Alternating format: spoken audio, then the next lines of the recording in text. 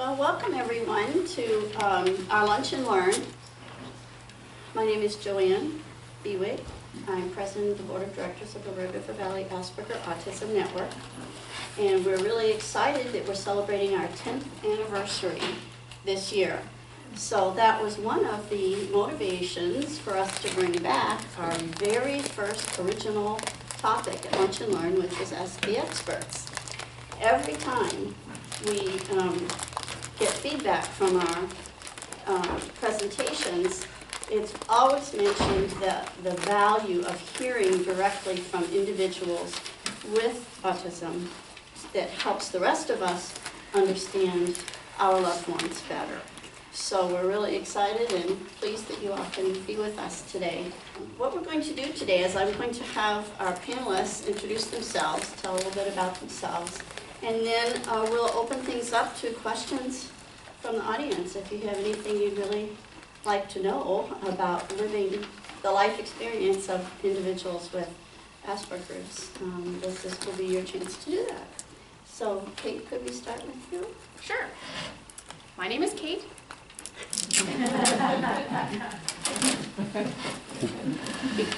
You want to tell everybody that you're also a board member? I am. Like Joanne said. We're pretty pleased with ourselves that we're the only organization we know of in the region that has adults with Asperger's on our board of directors and as consultants. And actually, all three of these individuals serve one of those roles for us. And that way we feel that we're really working together in the activities and the support systems that we have. So I talked instead of you, I'm sorry. That's okay. I'll forgive it this time. John? Hello, I'm John.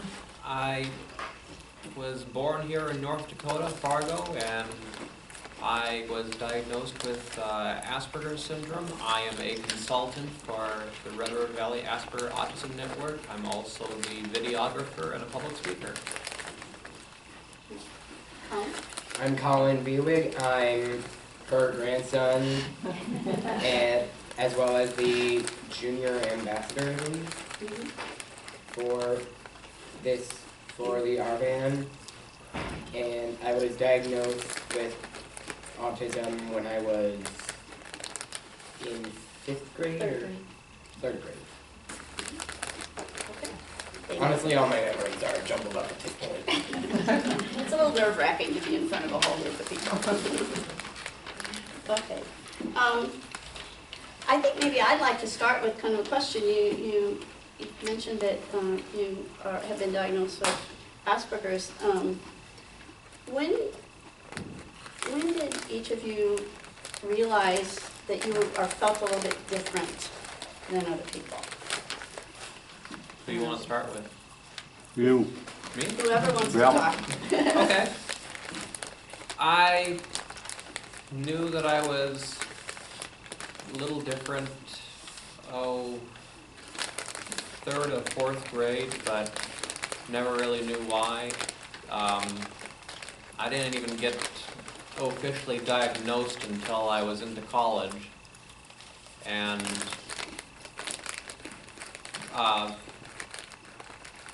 what else do you want to know? Was that helpful to you once you knew that you had Asperger's? At first it was tough news to hear. I knew that I was a little different, but hearing a name to it almost made me feel more isolated at first. But upon learning more about it and upon accepting it and understanding the actual differences and understanding that there are people out there that are experiencing the same thing that I am, did help. So at first it was a little tough to accept, but then after learning more about it and understanding more about it, it did help. Okay, so that understanding was really helpful. Mm-hmm. Kate, how about you? 3rd grade. 3rd grade also? 3rd grade. I thought that was very coincidental. It's like 3rd grade. Yeah. Yeah. 3rd grade was about when I noticed the difference. Went back to school and everything was different. Same people, same school, same routine, but something had changed. And it wasn't until much later in my life I realized that social norms had changed for my age group. There were new unspoken communication happening that I didn't know. That's when everything changed. You know, I went from hanging out with like the popular kids in 2nd grade and slumber parties to standing on the playground by myself wondering what happened. Why doesn't anybody want to play with me now? And that was pretty much like that for the rest of my school career. So I think that's interesting that you said that because I used to teach 3rd grade. And there is a big shift socially at that age.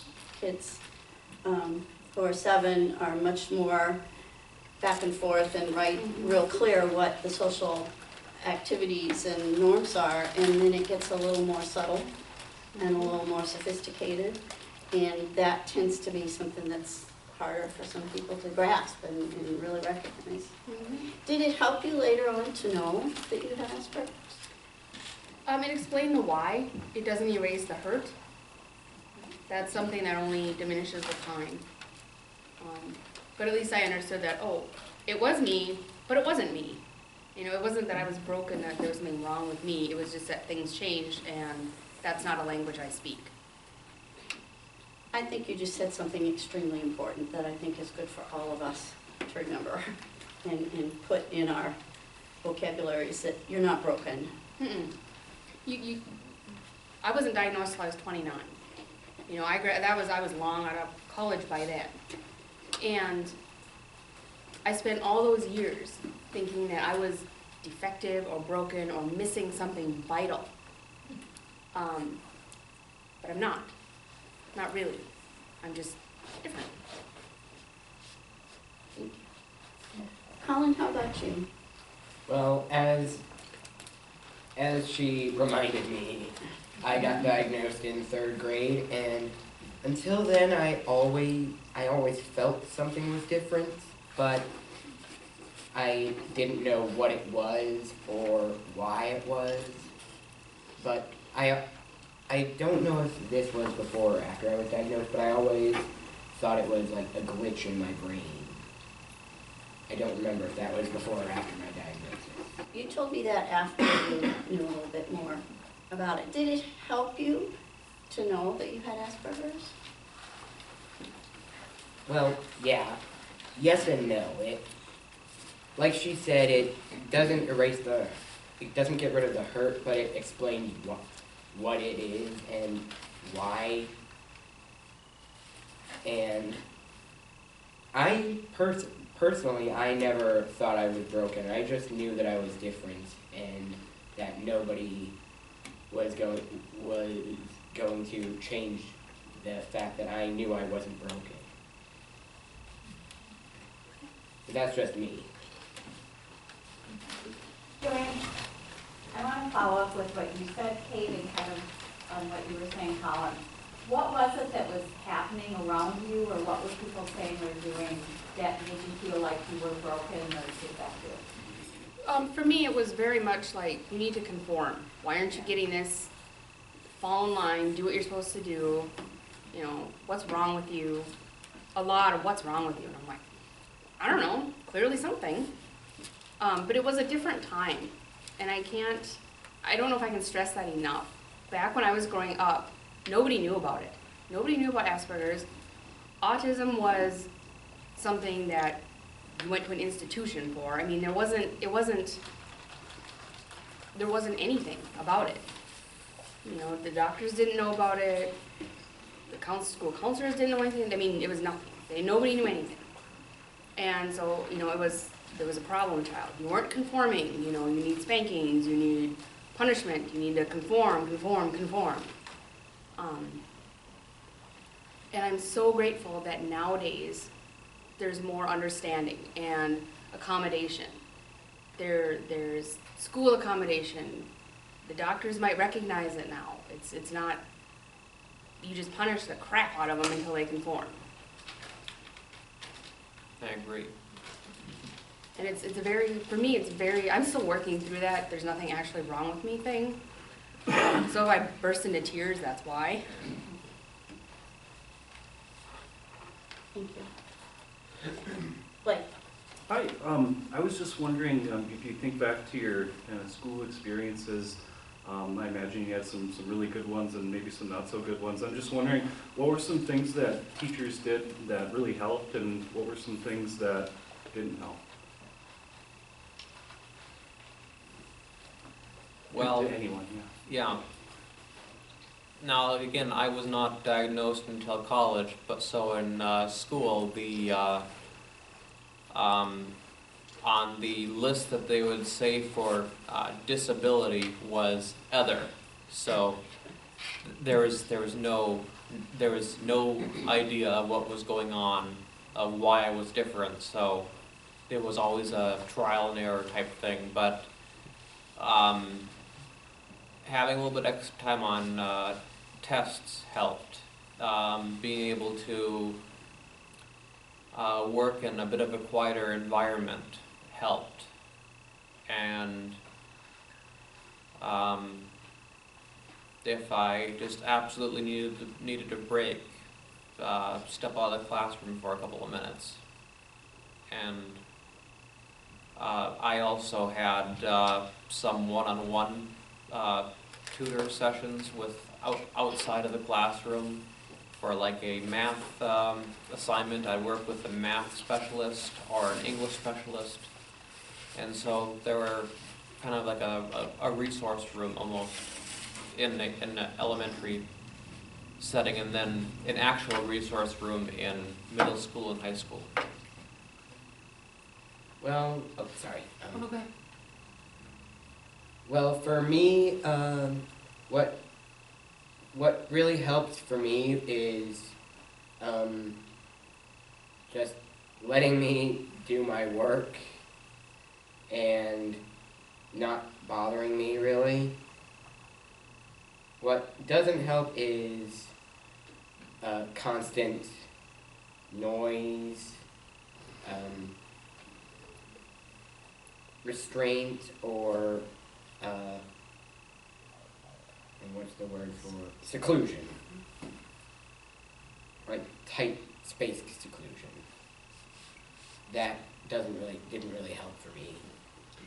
What helps you when you get stressed at school? You have something. You're I think the only person on the panel who actually has or had an IEP directed toward autism. So what's one of the accommodations that you used to use more when you would get stressed in the classroom? Well, sour candy actually helped. I don't know how or why, but it did. What about your safe place? Oh, yeah. A safe place such as near my locker or in a resource room also helped.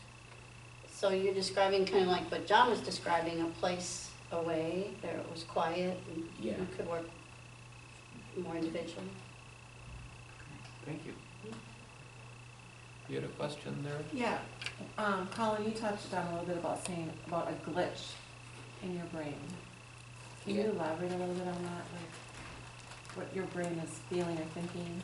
Yeah, well, when I say a glitch in the brain, I mean like it's a physical difference in the brain that that causes differences from a normal or neurotypical brain.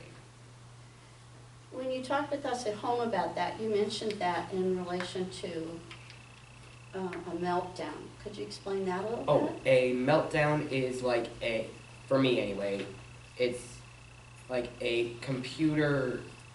I use a computer as an analogy, and when I would have a meltdown, it would be like the computer going into a bunch of viruses and crashing and needing to reboot.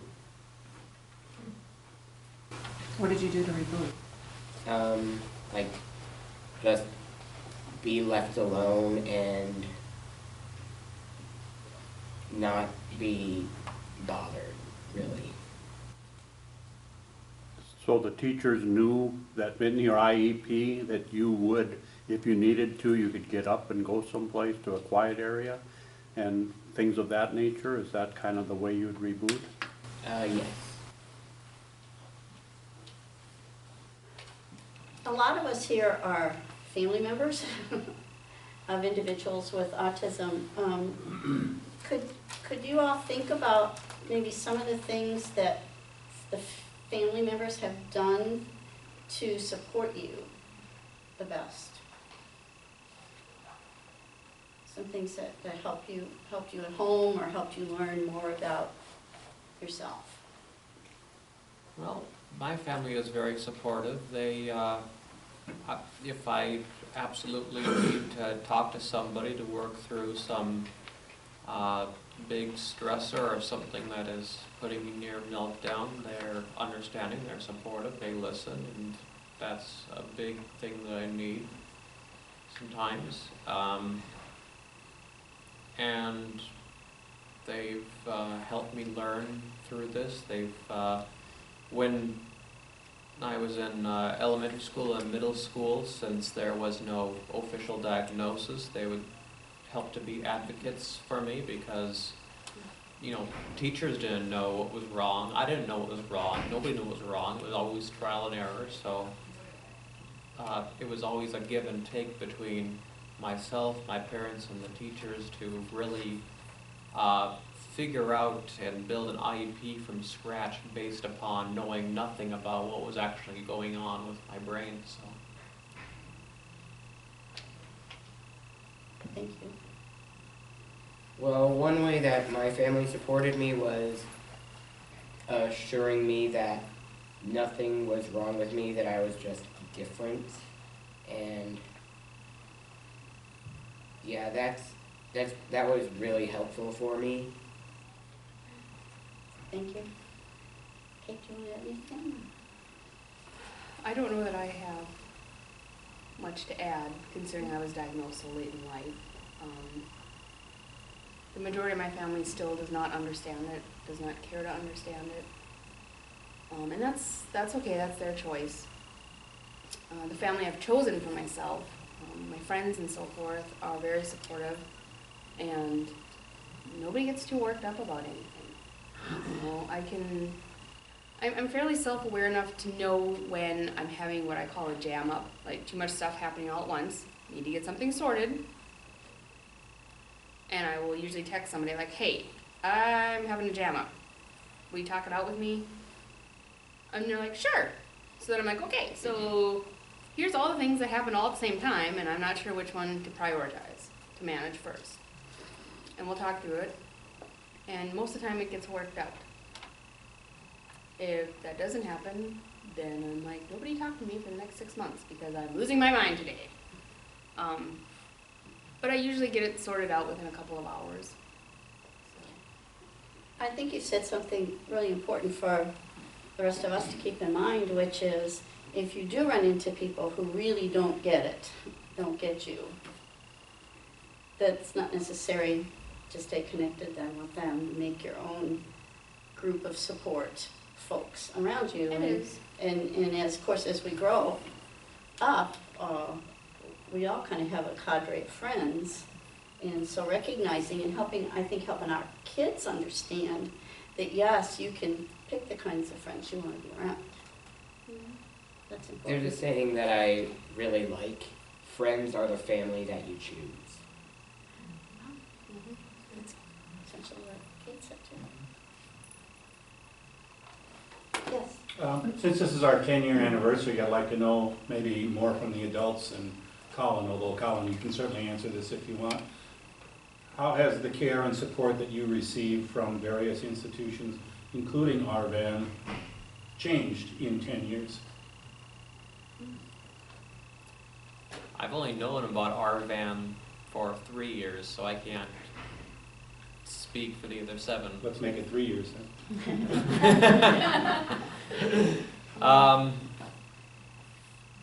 Knowing that there is an organization out there that is actually able to understand and support me is huge.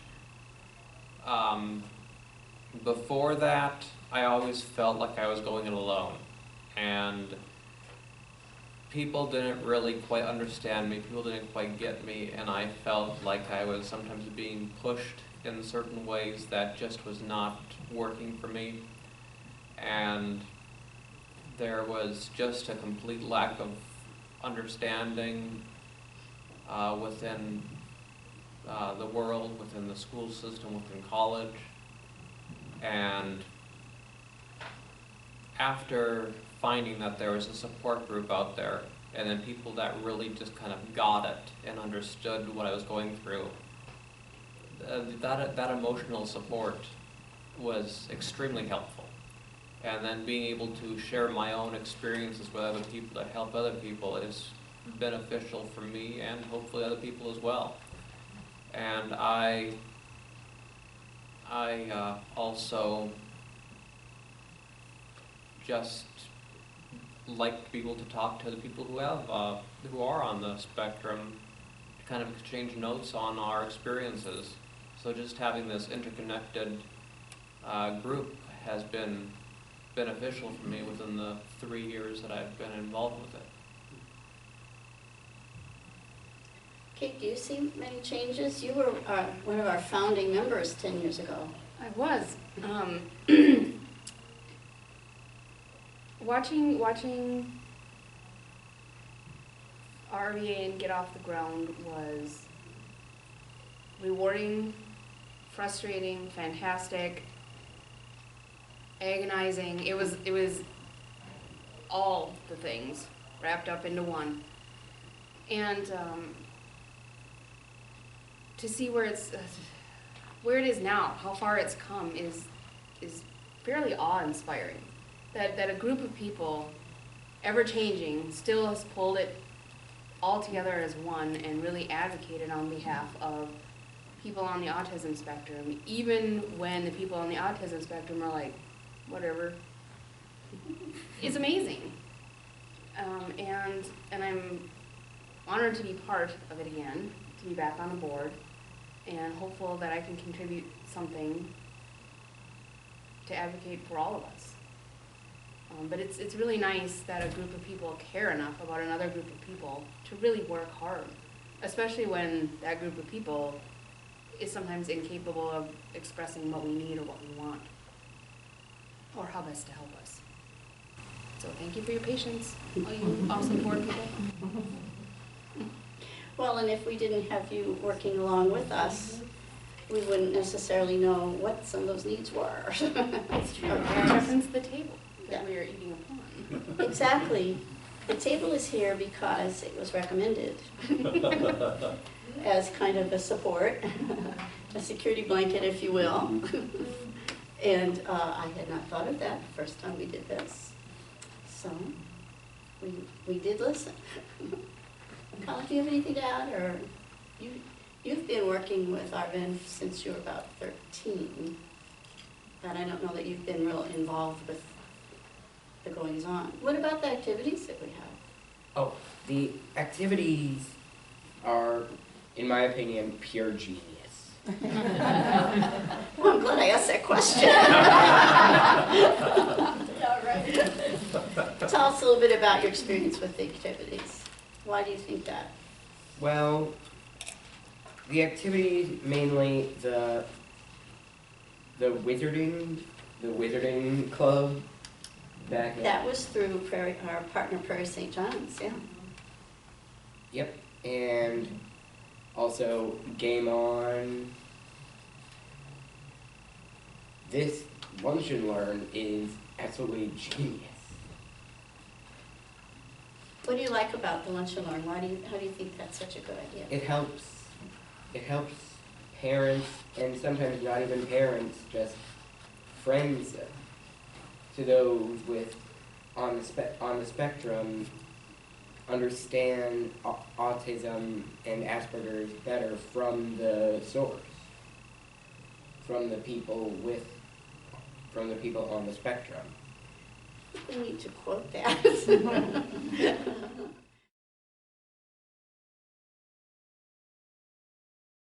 Well, I think what all of you have just said is we know that this is going to be put up on YouTube for others to look at for educational purposes. And I would hope that one of the main things they get from what you have just now said is that if you would like to get together and develop some things that support people on the autism spectrum, one thing is to provide activities that they like to do, find a way to have support where they can connect with other individuals, and find people who just know more about it and understand better. Did I miss anything? Yeah, pretty much what the three of us said. Okay. I have a question, Joanne. Colin, since you're in school, and I kind of want to know a little bit about your network of friends in school, and kind of what that looks like. Oh, most of my friends in school either like video games, similar movies that I like, or a combination of the two. Oh, theater. I'll be able to. Okay. So you've made friends through the interests that you have, Yes, that you share with each other. yes. It's a good way to make friends. Oh, and also I have another good friend who is on the spectrum, even though he is constantly saying that he outgrew it. Which the one time that I tried to convince him that it's impossible to outgrow autism, he denied it, and I just stopped trying to convince him that it's not possible. Yeah, you just stop trying to convince them. Sometimes it's just tough to get the diagnosis, and sometimes you're in denial. But there are some insecurities, especially early on when you are first diagnosed, and sometimes some people just don't want to talk about it. So, a topic of debate that I've seen on some different websites and message boards that I frequent is the idea of person-first language versus identity language. And so person-first language would be like person with autism versus identity language would be autistic person. Do you lean one way or the other with that, or is it a non-issue? I would more so say person with autism. I feel that I want to be able to live my life being recognized as an individual instead of being recognized only by my diagnosis. So I'd say person with autism instead of an autistic person. Okay. Any other thoughts? Personally, I have no preference, but I can understand where someone would want to lean one way or the other. I think it's very much a personal choice. Sure. Some people wear their autism like a badge, and some people don't. And I think it just depends on who you are. I'm a whole person. I'm not just autistic. Mm-hmm. And I don't want to be known for just having autism. Like, oh, look, it's the autistic person. Oh, look, it's the brown-eyed person. I mean, they're all parts of who I am as a whole. However, I don't take offense. If you want to call me person with autism or brown-eyed person, I won't be offended. I'll just call you by your name. That works too. Thank you. Joanne, I have another question, sorry. Sure. Restraint and seclusion. Colin brought that up. Where is that in the school systems right now? Well, I don't know if it's still in use, because I actually talked to someone from the forum about it, but when I was at Kennedy Elementary, that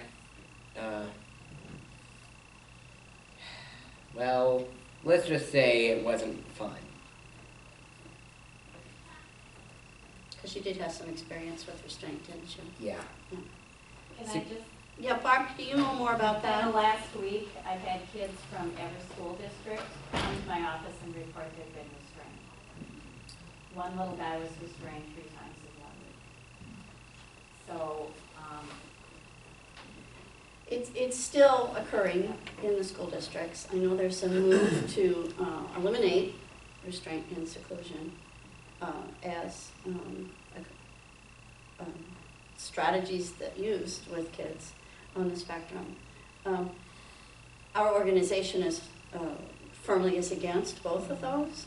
We really feel that it's most important to figure out what the triggers are that might lead to the kinds of behavior that would lead to a meltdown or difficulties, and intervene there rather than at the other end.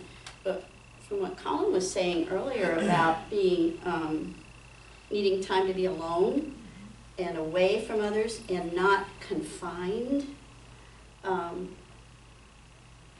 he always has been able to use that kind of thing to bring himself down himself. If it's a choice, I mean, if you're being forced into seclusion, that's a different thing than choosing to be in seclusion. Which is a big difference. So it definitely is still a big issue to be dealt with. We still have a lot of education to do to the network. Oh, just one thing here. For our YouTube audience, can you further explain what you mean by seclusion and restraint? Barb, would you explain that, please? We are within the North Dakota, Minnesota area. Yeah. So. I will speak how we define it in our facility, which is anytime you put your hands on another person. So restraint is grabbing his arm and moving him. Restraint would be basket hold, restraint, I mean, restraint can cover a very broad area, but it is hands-on somebody. I think it's important. I think most people think of restraint as like the basket hold and that kind of thing. But we know from talking with individuals with autism that often touch can be perceived, even a light touch, what I think is a light touch, can be perceived as painful and intimidating, and aggressive. And threatening. Threatening, yes, and even just movement toward unexpectedly. So those are things we need to think about when we are working with an individual who is becoming anxious and revved up. It often makes it much worse. If you're at, like yellow and you have orange and red left to go, levels of, if you're at yellow and somebody touches you, red, you skip all the rest of it because now, oh my gosh, what's happening now? Threat perceived, eliminate. Yeah, and I think in the autism community, there are still professions and professionals who think holds are beneficial for individuals, whether they are adults or kids. It can go anywhere from touch to some places that use restraint chairs and boards with kids. So, I mean, we're really talking about a broad spectrum that I think gets down to the position that the network has taken, which is this is unacceptable. And sometimes kids on the spectrum, for that sensory piece, will do something to precipitate a hold because that deep pressure is really valuable, but then we need to understand that and provide that in a different way rather than use it as a means to manage somebody's behavior that we perceive as being out of control. So provide the deep pressure. As their own choice. Correct. No. Correct. Right. Because deep pressure does not work for everyone. Right. And what might help him would be the worst thing you could do for me.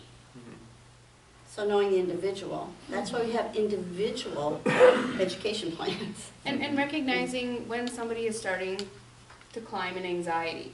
If you're teaching a room or whatever and you notice some of the behavior starting, even if you have a signal like, or whatever, like do you need to go and, you don't have to necessarily stop class as long as the signals are understood.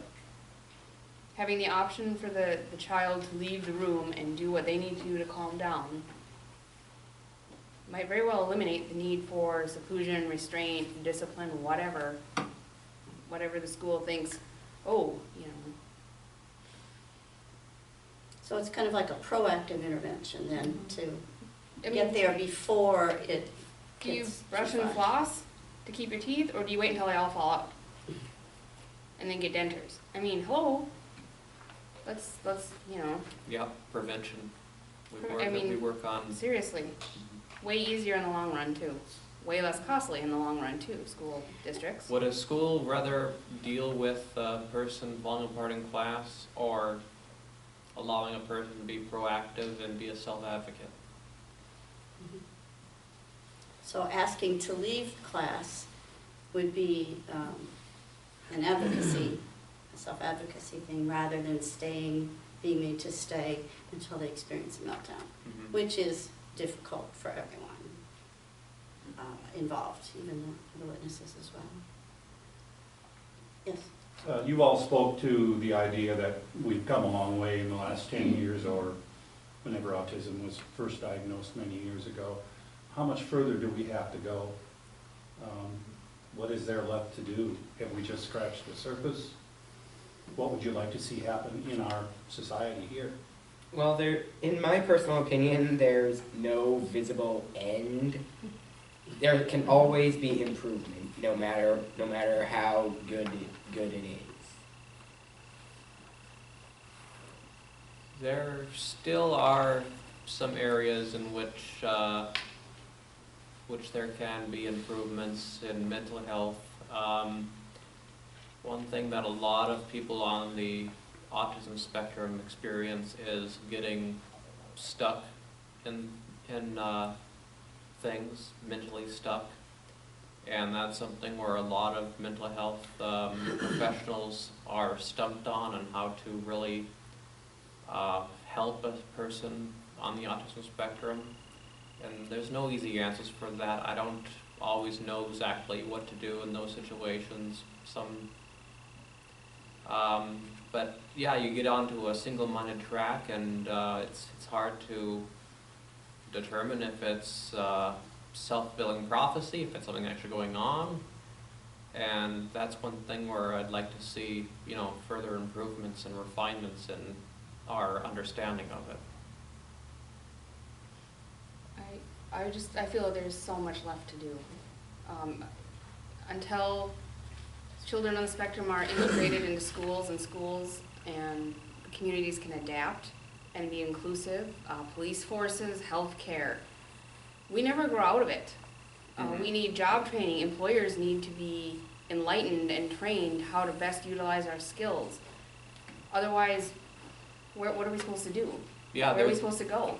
There's programs for children and for schools, but once you reach adulthood, there's less programs out there right now. There's less job training. There's less education within the workforce. And so those are all things that, like she said, need to be expanded upon. So like you were asking, are we just scratching the surface, or are we halfway there? I think we're still kind of scratching the surface here a little bit. We've come a long way in the past 10 years, but there's still several more things we need to do. Along the lines of adults and jobs, things like that, each of you does have a job.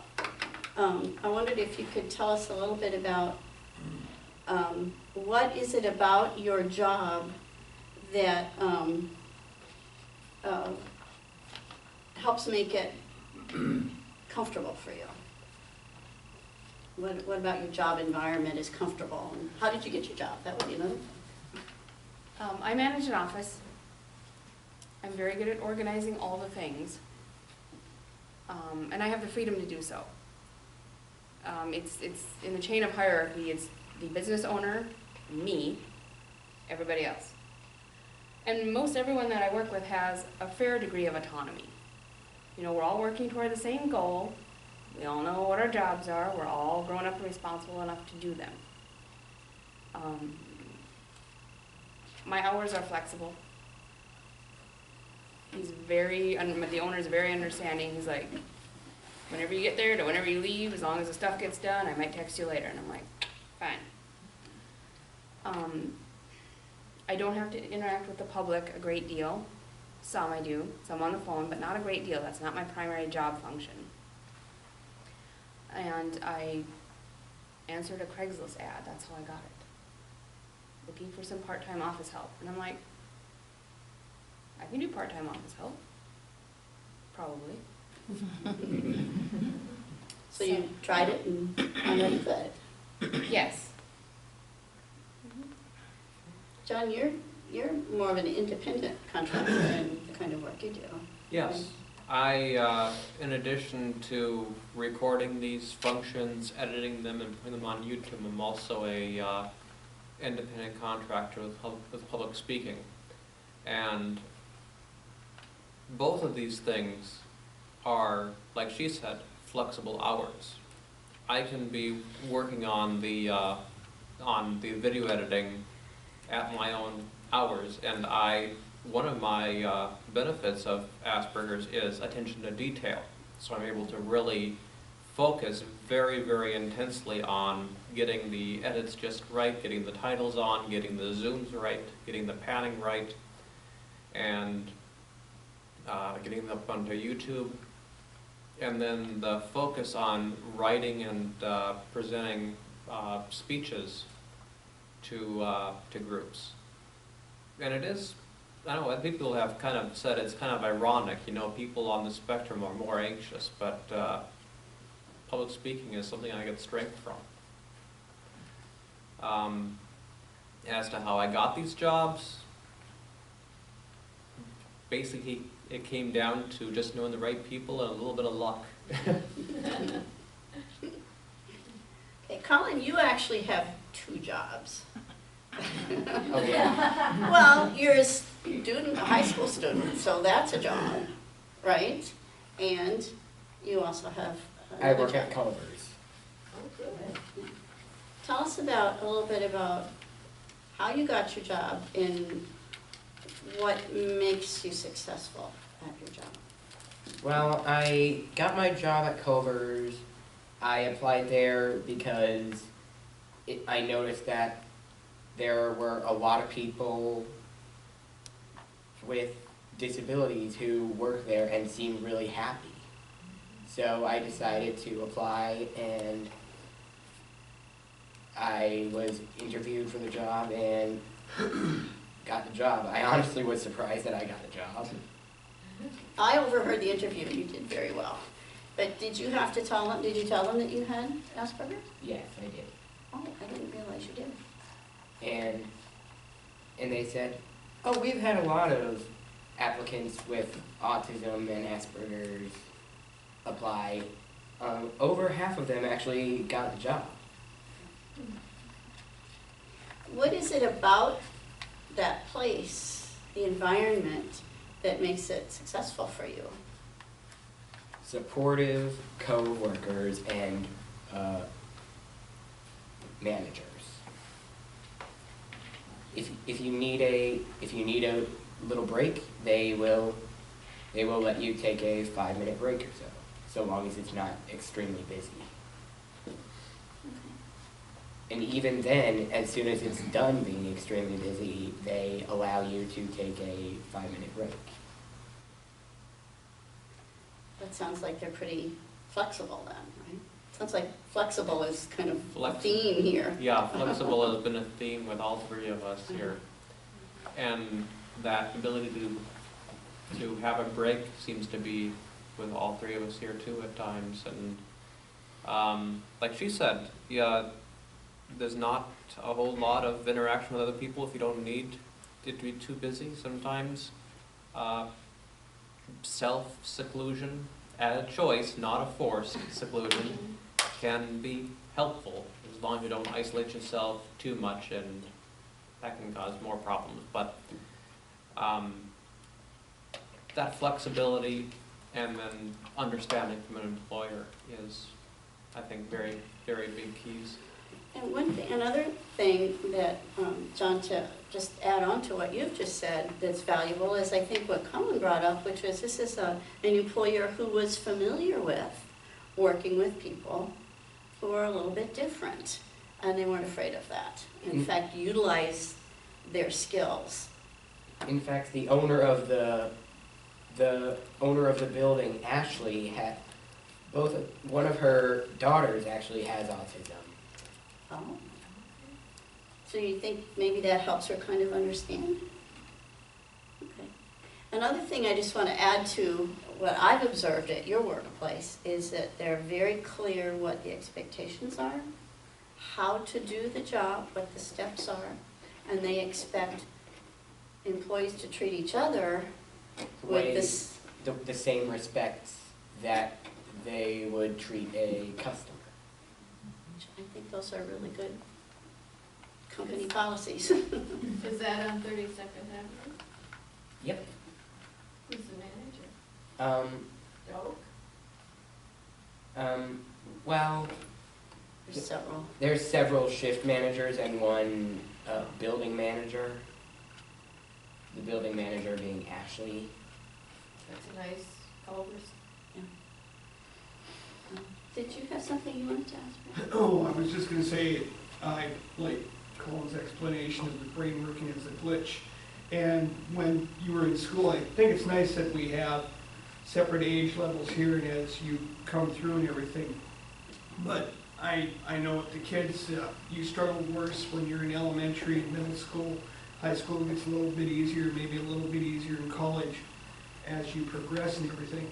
But do you find it an awful lot that the subjects that you're in cause more glitches, so that maybe as each person's personality, as you go through, you find your niche into what specific things are best for your brain? In other words, maybe some people it's mathematics, maybe some would be, you know, just that office style deal, and some would be, you know, going on to this subject, or others would just say, you know, this field over here would be better for me. Well, for me personally, it's hands-on stuff like manufacturing, theater, and science. What's really hard for me though is certain algebraic math and English. It's been a few years, but when I was in school, I really excelled in science and math, but had a little bit more trouble with English and history. But what you said about the niche is very important too, because that's one thing that that is known with autism and Asperger syndrome is people can find their niche, and it's just a very intense specialty that they can really get into and have a very high level of focus on. And as for what subjects were harder or easier, more so in elementary school, middle school, high school, it was the social interactions that were always the hardest, instead of the actual subjects themselves. But as you grow and learn, by the time that you reach college, you know, you're picking up on stuff. This stuff is learned. It is able to be learned. And it just takes extra time and extra self-pushing and motivation to pick up on skills that other people will be born with.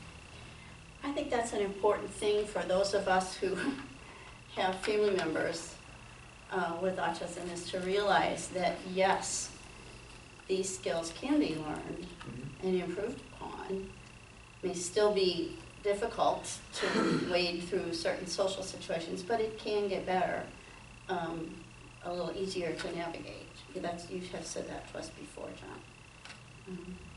And it may be at a later age than we might see in another individual. Colin, what do you enjoy or find most helpful about your involvement in theater? That's a biased question. Well, improvisation. I'm able to choose what I want to do, how I want to do it. So you like the actual performance part? Yeah. Is that kind of stimulating to your brain then, to be able to kind of figure it out as you go? Is that Yeah. part of it? For example, Well, let me go a little further with that. Improvising is more making stuff up as you go along within a certain context. Whereas if you're in a play with dialogue, there's a rigid set of dialogue that you have to do. Could you clarify that a little bit? Well, I'm not very good at memorizing a script for rehearsals, but during the actual performance, I like suddenly, oh yeah, that's the line, and then say the line, and if I do forget the line, that's when I improvise. Is So there you some, drive directors crazy, is that what you're Oh yeah, yeah. is there something kind of cool about being able to like pretend you're somebody else when you're in a play? Yeah, that's my favorite part. Being able to like act like someone I'm not, even though I know who I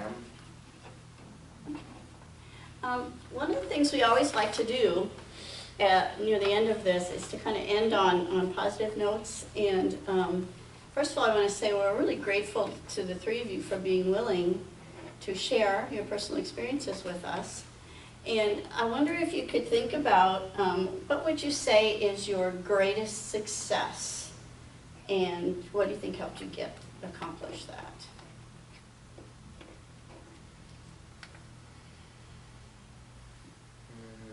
I think my greatest success would have to be getting a job and learning how to drive.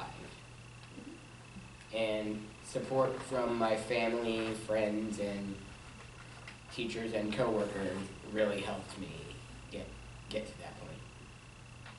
Thank you. When I was in high school and then college, I was a part of an organization called DECA, a marketing and sales organization. And there were competitions through there. Now, it took several years, trial and error. First year, went to state, didn't go to international. Second year, went to state, didn't go to international. Third year, got to international. And then by the fifth year, won first place in international. I'd say that's my biggest success, and that was trial and error. That was hyper-focusing on really learning this niche and really being able to put an extra focus onto working at that. And so it's using the benefits of Asperger's, that extra focus to really be able to get there. I would say that's my greatest success. My greatest success is still a work in progress. It's me. It is the culmination of all the things that I have experienced, endured, learned, felt, hoped for, all of that. I'm 40. Take that, YouTube. I'm 40 years old, and I'm so excited for the next 2 or 3 decades to see what comes. It just seems that even with autism and all the challenges that go in there, the sky is the limit for me.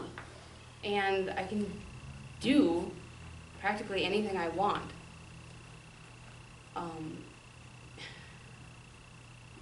And just being mostly okay, not having any major problems, being pretty well adjusted for everything. I think that's pretty much it.